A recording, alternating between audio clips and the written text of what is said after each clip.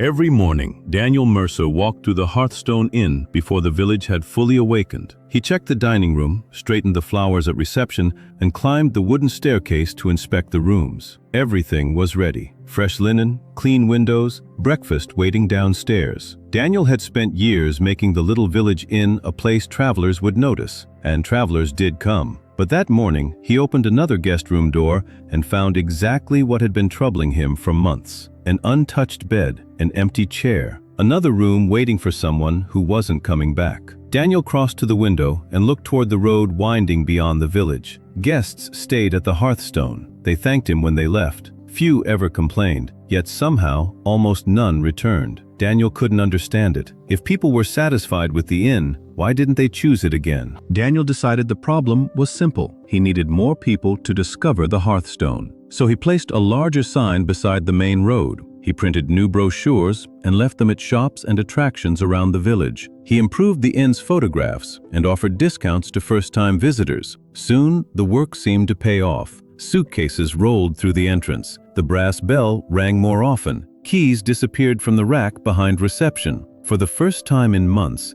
Daniel watched unfamiliar faces fill the dining room and felt certain he had found the answer. But several weeks later, he opened the leather guest book. Page after page contained new names. Daniel searched farther back. The pattern was unmistakable. His advertising was bringing people through the door. It wasn't bringing them back. Daniel blamed the obvious things first. Perhaps travelers wanted somewhere different each trip. Perhaps another inn offered lower prices. Perhaps people simply didn't return to the same village anymore. So he tried harder. Another promotion brought another rush of bookings. A larger discount filled several empty rooms. Then those guests left, and the cycle began again. What frustrated Daniel most was that he could find no obvious failure to fix. The rooms were clean. The prices were fair. Breakfast was served on time. Guests checked out politely and continued their journeys. No angry complaints, no disastrous meals, no terrible rooms. Nothing that explained why the names in his guest book almost never appeared twice. Daniel had spent months asking how to attract more people. He had never considered that he might be asking the wrong question. One evening, cold rain swept through the village. Just before dark, the inn door opened and an older traveler stepped inside, carrying a worn leather bag. His name was Mr. Bennett. He asked for a simple room and mentioned that he would be leaving before sunrise. Daniel handed him a key. "Breakfast begins at 7. He said.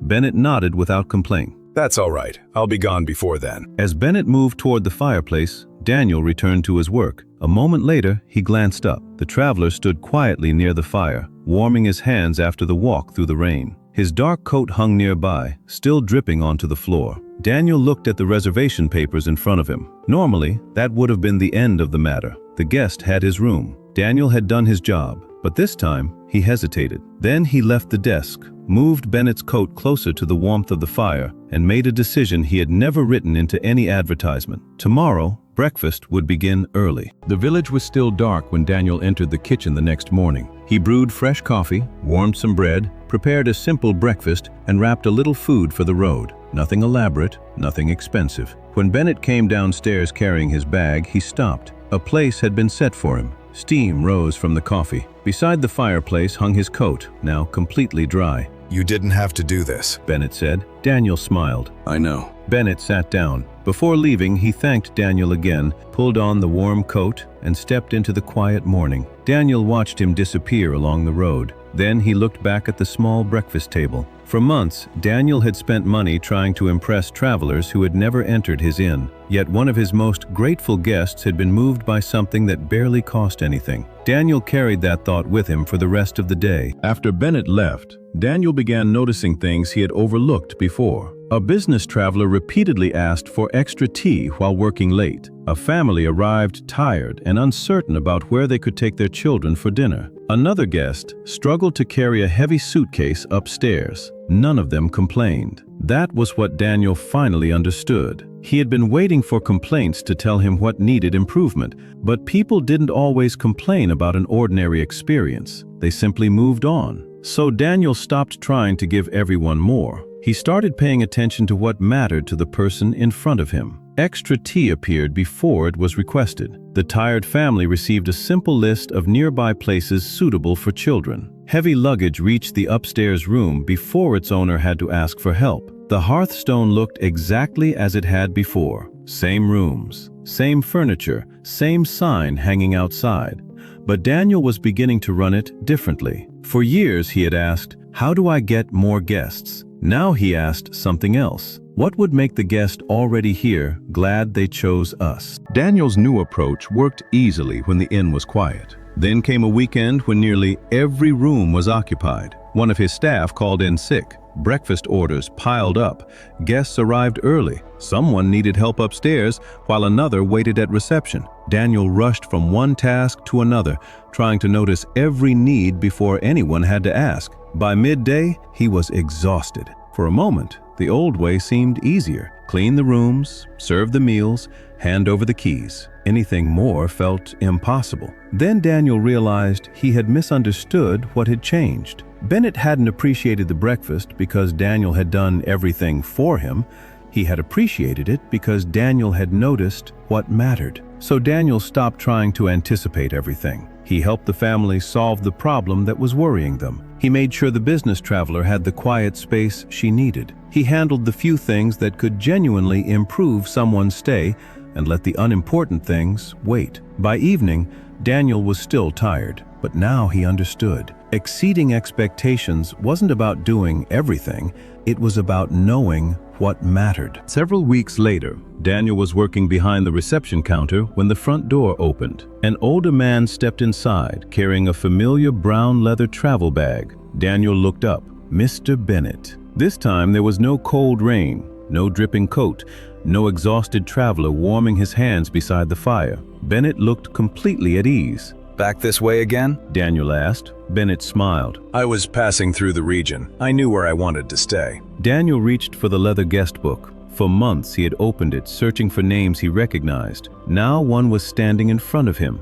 Then another man entered behind Bennett, carrying his own luggage. My colleague, Bennett said. I told him about this place. Daniel paused. He had spent months trying to persuade strangers to discover the hearthstone. Bennett had returned by choice, and he hadn't returned alone. Bennett's name was only the beginning. Over the following months, other familiar faces appeared. The business traveler returned and settled into the quiet place where she had worked before. The family came back, the children racing through the entrance while their parents greeted Daniel like someone they already knew. Other guests arrived because a friend, colleague, or relative had recommended the hearthstone. Slowly, the guest book changed. Names that once appeared only once began appearing again. Daniel no longer needed a new discount every time he wanted to fill another room. He still advertised, he still kept the inn clean and the prices fair, but those things were no longer carrying the entire burden of bringing people through the door. The hearthstone hadn't become a luxury hotel. The rooms and the sign outside were largely unchanged. What guests remembered was being noticed, and when their travels brought them back to the village, more of them knew exactly where they wanted to stay. One morning, Daniel climbed the stairs as he had done countless times before. Halfway down the corridor, he stopped outside a familiar room. The door stood open. Inside, a travel bag rested beside the chair. A jacket lay across its back. The bed showed the comfortable disorder of someone who had slept there the night before.